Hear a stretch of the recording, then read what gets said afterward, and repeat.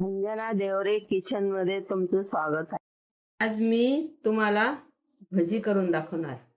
एकदम छान भजी होते. पहिलं पीठ भिजवायचं, चांगलं फेटायचं, त्याच्यात सोडा बिडा काहीच टाकायचा नाही.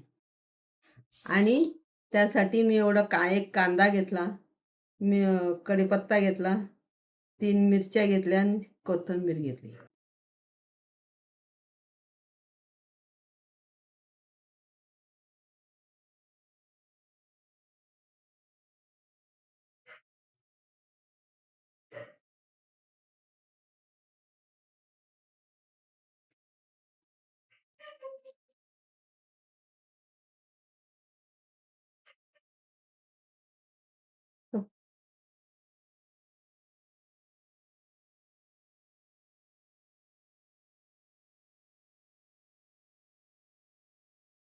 असं फेटलं ना, तर सोडा पण टाकायची गरज येत नाही.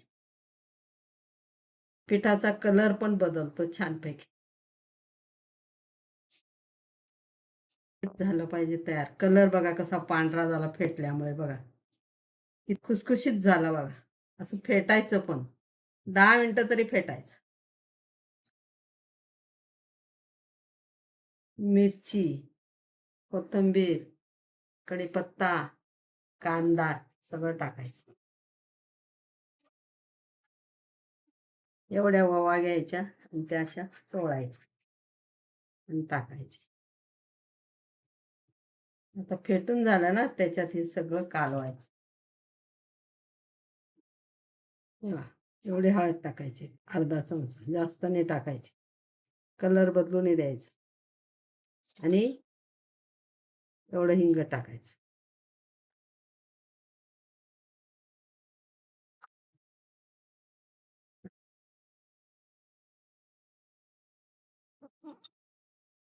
नुसती लाल मिरची अर्धा चमचा टाकायची, जास्त नाही टाकायची.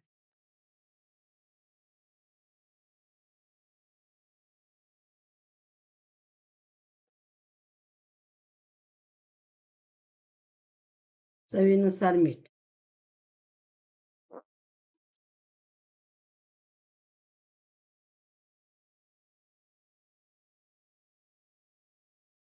एक जीव करायचा चांगला.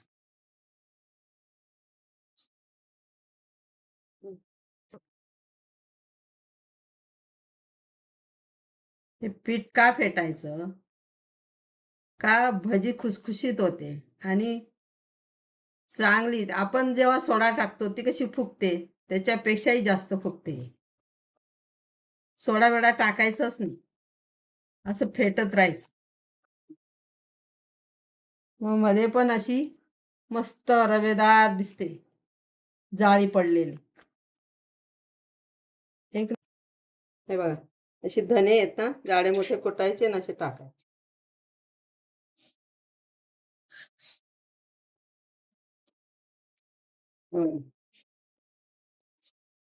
परत करायच्या वेळेस असं हलवून घ्यायचं.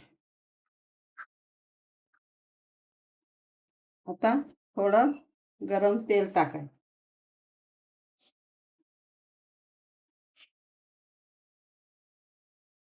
गरम मोहनच टाकलं ना, आता थोडं परत फेटायचं.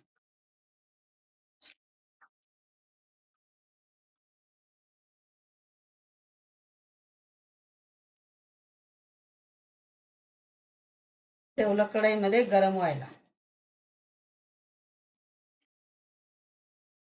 आता मी चमच्याने सोडून बघ.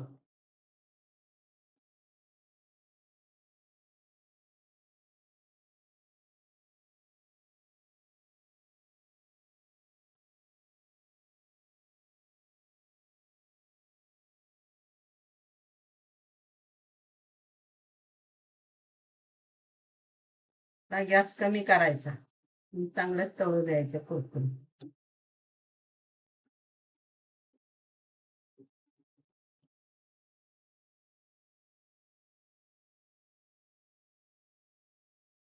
छान तळू द्यायचे.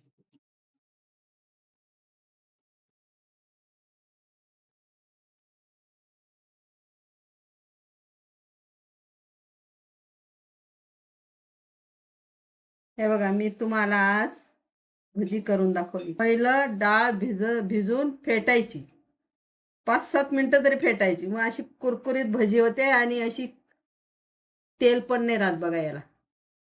अजिबात तेल लटकत नाही. हे बघा, हाताला लावून बघा, नाही तेल लागत आणि छान होते अशी भजी. त्याच्यात फक्त कांदा, मिरची, कढीपत्ता, कोथिंबीर, धना